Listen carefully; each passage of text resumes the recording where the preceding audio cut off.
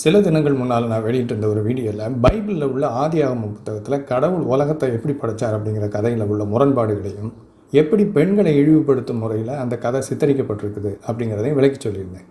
அதாவது ஆதியாகமம் 1ஆம் அதிகாரத்தில் தேவன் மிருகங்களை முதலாவது படைச்சிட்டு பிறகு மனிதனை படைத்தார் அப்படின்னு எழுதியிருக்கு. 2ஆம் அத்தியாயத்தில் முதலாவது மனிதனை படைச்சிட்டு, அதாவது ஆணை படைச்சிட்டு பிறகு அவனுக்கு துணை வேண்டும் என்பதற்காக மிருகங்களையெல்லாம் படைத்தார். அதுலேயும் திருப்தி இல்லாமல் போன பிறகு தான் பெண்ணை அவனுக்கு துணையாக படைச்சார்னு குறிப்பிடப்பட்டிருக்கு. முதலாவது இது ஒரு முரண்பாடு. 1ஆம் அத்தியாயத்தில் ஒரு மாதிரியும் 2ஆம் அத்தியாயத்தில் வேறு மாதிரியும் சொல்லப்பட்டிருக்கு. இரண்டாவது, பெண்களை மட்டப்படுத்துறதுக்காகவே இப்படி இந்த 2ஆம் அத்தியாயத்தில் இந்த கதை சித்தரிக்கப்பட்டிருக்கு. இது மொத்த பைபிளின் கோட்பாடுகளையுமே பாதிக்குது. அதாவது பைபிளின் புதிய ஏற்பாடுலையும் கூட பெண்கள் ஆண்களுக்கு உபதேசம் பண்ணக்கூடாது, ஆண்களுக்கு பெண்கள் அடங்கி இருக்கணும் அப்படின்னு சொல்லி ஒரு போதனை இருக்குது. ஏன் அப்படி அவங்க அடங்கி இருக்கணும் அப்படின்னு காரணமாக என்ன சொல்லப்பட்டிருக்கு தெரியுமா? புதிய ஏற்பாட்டில் கடவுள் மனிதனை படைக்கும்போது முதல்ல ஆணைத்தான் படைத்தார், அதுக்கப்புறம் தான் பெண்ணை படைத்தார். அதனால் பெண்கள் ஆண்களுக்கு அடங்கி இருக்கணும், ஆண்களுக்கு உபதேசம் பண்ணக்கூடாதுன்னு பைபிளில் புதிய ஏற்பாட்டிலையும் இருக்குது. புதிய ஏற்பாட்டில் இருக்கிற வேற ஒரு வசனத்தை கிறிஸ்தவங்க காட்டி ஆணும் பெண்ணும் சமம்னு சொல்லப்பட்டிருக்குன்னு வாங்க. அந்த வசனத்தை பாருங்கள், கலாத்தியர் 3:28. ஆண் என்றும் பெண் என்றும் இல்லை அப்படின்னு சொல்லி பைபிளில் சொல்லப்பட்டிருக்கு. இதை வச்சுக்கிட்டு கிறிஸ்தவங்க என்ன சொல்லுவாங்கன்னா, ஆண் பெண் இருவருக்கும் சம உரிமை இருக்குதுன்னு பைபிள் சொல்லுதுன்னுவாங்க. ஆனால் இந்த வசனத்தை எழுதின அதே பவுல் தான் அதுக்கப்புறமா 1 தீமோத்தேயு என்கிற புத்தகத்தில் பெண்கள் ஆண்களுக்கு உபதேசம் பண்ணக்கூடாது, ஆண்களுக்கு அடங்கி இருக்கணும்னு சொல்கிறார். சொல்லிவிட்டு அதுக்கு காரணம் என்னன்னு கேள்வி சொல்கிறார் பாருங்கள். எண்ணத்தினால் எனில் முதலாவது ஆதாம் உருவாக்கப்பட்டால் பின்பு ஏவாள் உருவாக்கப்பட்டாள். அப்போ என்ன சொல்கிறார் பார்த்தீங்களா? ஆதியாகமம் புத்தகத்தில் கடவுள் மனிதனை படைக்கும் போதே ஆணைத்தான் முதல்ல படைத்தார், பெண்ணை 2ஆவதாக படைத்தார். அதனால் பெண் ஆணுக்கு தாழ்ந்தவள், அவள் ஆணுக்கு அடங்கி இருக்கணும், ஆணுக்கு உபதேசம் பண்ணக்கூடாது அப்படின்னு பைபிளே கட்டமைக்கப்பட்டிருக்கு பெண்களை அடக்கி வைக்கிறதுக்காக. இதையும் அந்த வீடியோவில் நான் சுட்டி காட்டியிருந்தேன். இது எல்லாத்தையும் விட முக்கியமாக இவங்க கிறிஸ்தவ ஊழியர்கள் என்ன பண்ணுறாங்க தெரியுமா?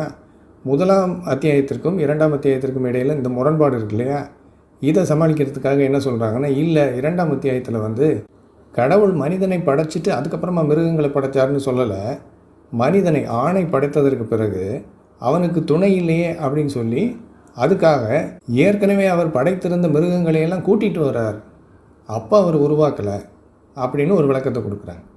இப்போ இதில் என்ன பெரிய வேடிக்கைன்னா, இவங்க கொடுக்குற இந்த புது விளக்கம் இவங்களுடைய கடவுளை இன்னும் கேலிக்குரியவராக காட்டுது. ஏன்னா இவர் மிருகங்களை முதல்ல படைச்சிட்டாருங்கிறாங்க மனிதனை படைக்கிறதுக்கு முன்னால். அதுக்கப்புறமா மனிதன் ஆண் தனியாக இருக்கிறத பார்த்துட்டு அவன் தனியாக இருக்கக்கூடாதுங்கிறதுக்காக என்ன பண்ணுறார், ஏற்கனவே அவர் படைத்திருந்த மிருகங்களையெல்லாம் கூட்டிகிட்டு வர்றார் மனிதன்கிட்ட. எது கூட்டிகிட்டு வர்றார்? அதுக்கெல்லாம் ஆதாம் ஆண் பேர் வைக்கணுங்கிறதுக்காக. அந்த வசனத்தை பாருங்கள். ஆனால் அதுக்கு அப்புறமும் ஆணுக்கு துணை இல்லையே அப்படின்னு சொல்லி கடவுள் தெரிஞ்சுக்கிட்டு அதுக்கப்புறமா தான் பெண்ணை படைச்சாராம். நல்லா கவனிங்க, மிருகங்களையெல்லாம் கூட்டிகிட்டு ஆணுக்கு துணையை தேடியிருக்கார். அதுக்கப்புறமும் மனிதனுக்கு ஆணுக்கு துணை இல்லையே அப்படிங்கிறதுனால தான் பெண்ணை படைச்சாருன்னு சொல்லி பைபிள் சொல்லுது. அப்போது இவங்க மிருகங்களை ஆண்டவர் மனிதனை படைக்கிறதுக்கு முன்னால் படைச்சிட்டாருன்னு சொல்லி அந்த முரண்பாட்டை மறைக்கிறதுக்கு முயற்சி பண்ணும்போது இவங்களுடைய கடவுளை ஒரு கேலிக்குரியவராக காட்டுறாங்க. ஏன்னா மிருகங்களை படைச்சப்போ ஆண் பெண்ணுன்னு படைச்சார்ல, மனிதனை படைக்கிறதுக்கு முன்னாலேயே மிருகங்களை படைச்சிருந்தார் அப்படின்னா, அப்போ மனிதனை படைக்கும்போது ஏன் ஆணை மட்டும் படைச்சிட்டு பெண்ணை படைக்க மாட்டார்? அந்த இடத்துல அவர் மறந்துட்டார். அப்போது இவங்க பைபிளை காப்பாற்றுறதுக்காக இவங்களுடைய கடவுளை இன்னும் அபத்தமாக காட்டிக்கிட்டு இருக்கிறாங்க. இதைத்தான் அந்த வீடியோவில் நான் சுட்டி காட்டியிருந்தேன்.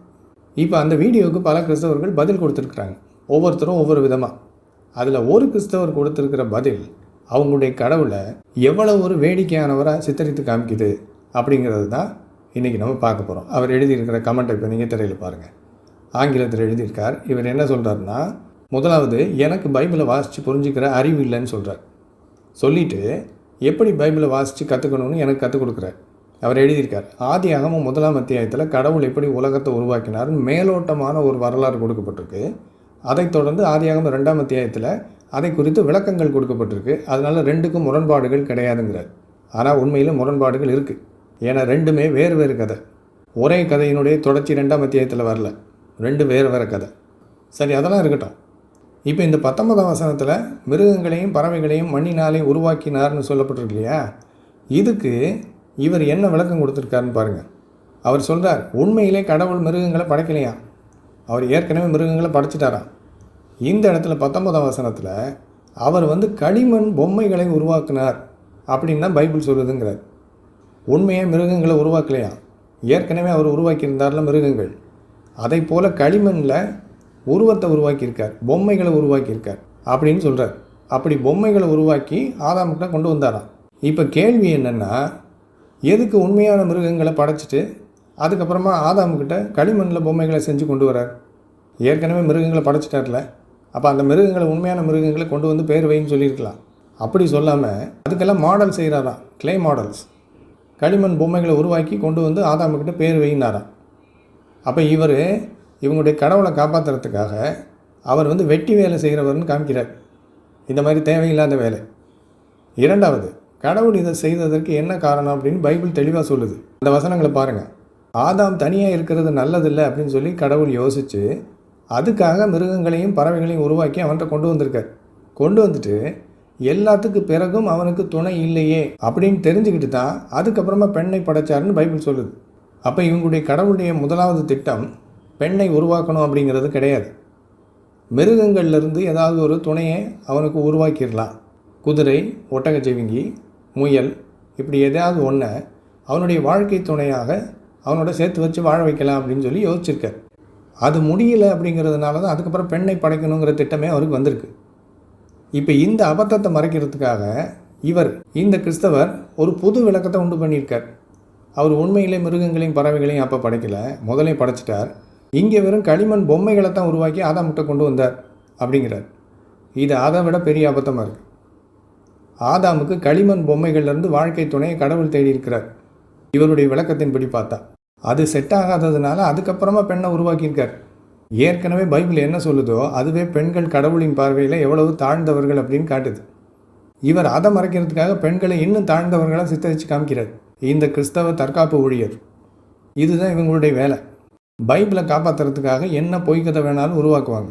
ஆனால் இவங்க உருவாக்குற பொய்க்கதை உண்மையிலே பைபிளை காப்பாற்றாது, இன்னும் பைபிளை குழி தோண்டி புதைக்கும். அதை தான் இவரும் செஞ்சுருக்கார். அதனால் இந்த கிறிஸ்தவ அன்பர்களுக்கு என்னுடைய தாழ்மையான ஒரு வேண்டுகோள், பைபிளில் இருக்கிற பொய்களையும் முரண்பாடுகளையும் நீங்கள் ஏற்றுக்கலைன்னா கூட பரவாயில்ல, தயவு செஞ்சு அதையெல்லாம் மறைக்கிறதுக்கோ அல்லது நியாயப்படுத்துறதுக்கோ முயற்சி பண்ணாதுங்க. அப்படி நீங்கள் செய்யும்போது இன்னும் உங்கள் மதத்தை கேலிக்குரியதாகத்தான் நீங்கள் மாற்றிக்கிட்டு இருக்கிறீங்க.